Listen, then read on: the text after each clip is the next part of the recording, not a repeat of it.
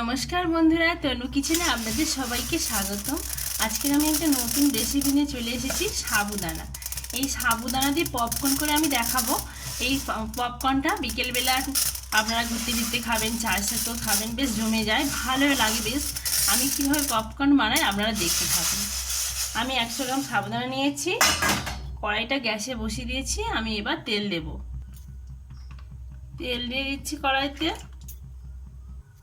কড়াইতে তেল গরম হচ্ছে, আমি ততক্ষণ ক্যারি পাতাটা ভেজে নিচ্ছি, আর লঙ্কা আর এই বাদামগুলো একসাথে দিয়ে ভেজে নিচ্ছি।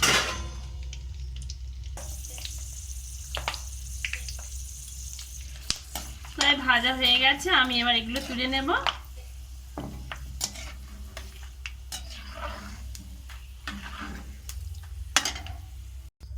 কড়াইয়ের তেলটা খুব ভালো করে গরম করে নিতে হবে, আর এরকম ভাবে সাবুদানাগুলো দিয়ে দেবেন।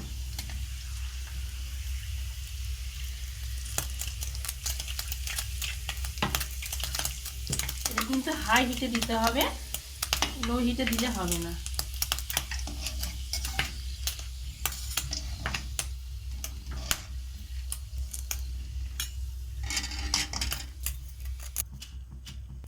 তোলার সুবিধার্থে যদি আপনাদের এরকম চালনি থাকে এইভাবে দেবেন। দেখুন,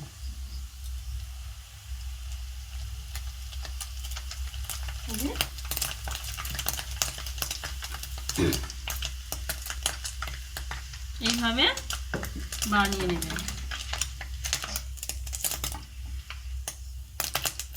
যে ঠিক হচ্ছে, যদি খুব জোরে ঠিকরে থালা চাপা দেবেন উপরে, হয়ে গেল। এইভাবে আপনারা সবকটি বানিয়ে নেবেন, বেশ ভালোই লাগে।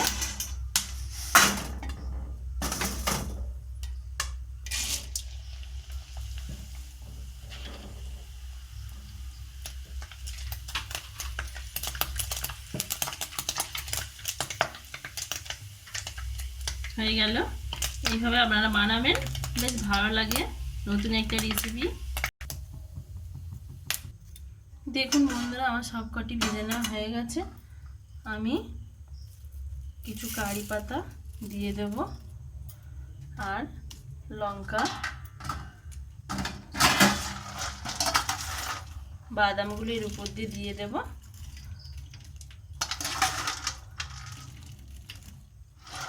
দেখুন কতটা সুন্দর হয়েছে, দেখুন।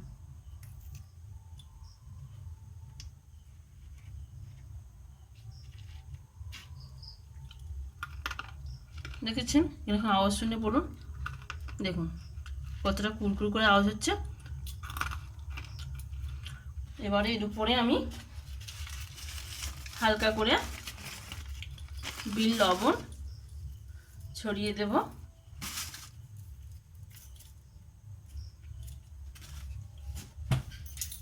আর সামান্য চাট মশলা